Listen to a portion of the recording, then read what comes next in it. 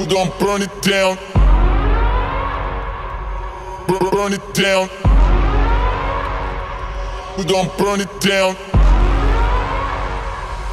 Burn it down. I killed it, it's murder.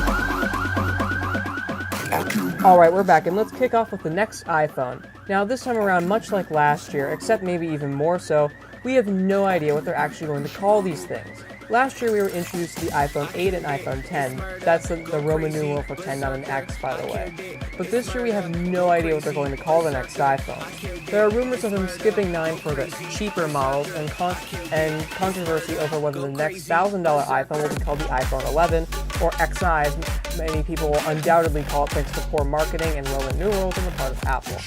But there are also rumors of them ditching the numbers entirely and just calling them the iPhone, just to add even more confusion to Apple's product line. Now onto the features. Considering the major leap forward that was the iPhone 10 last year, there's not very much they can actually do this year aside from shrinking that notch, which I really hate. I think it's hideous. That's why I like the Samsung Galaxy is better. So you can hate me all you want, but at least the screen doesn't have a weird bump in the middle. Supposedly though, the $700 device, iPhone 9 I guess we'll call it for the sake of time, will have that same bezel-less display of the iPhone 10 from last year, except with an LCD panel rather than an OLED panel.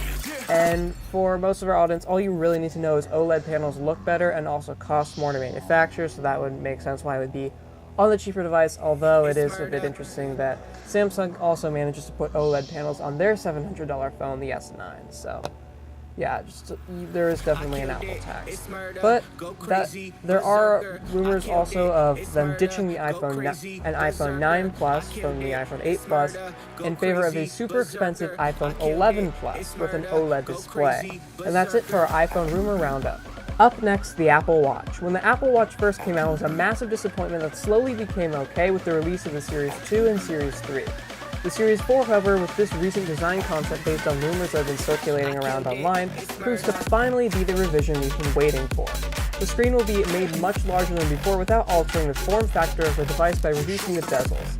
I, however, still have some concerns about using a touchscreen this small, and I don't really like the design still.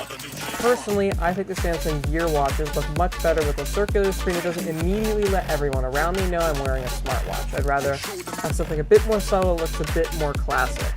Although the Samsung watches are admittedly still very modern looking. Slightly more convincing. But while I don't like the Apple Watch, this is finally a worthy competitor of some of the Android Wear devices, which for the longest time have had better features, better design, and now we finally have something that is just as good, if not better, than Apple. And finally, Fortnite. And no, we're not doing a Let's Play series. Sorry, but we're not spending the $100 on a capture card just to record my computer screen. Anyway, apparently since the launch of Fortnite Mobile, profits have soared to over $2 million per day on a free-to-play game, which is just insane. I mean, how much money are you people spending on add-ons for this thing? Which, by the way, will seem like a huge rip-off when this game meets the same fate as Clash of Clans and Minecraft, when it inevitably slips in popularity in like 6 months. Apparently, though, the $10 Battle Pass is one of the largest sources of revenue for the company.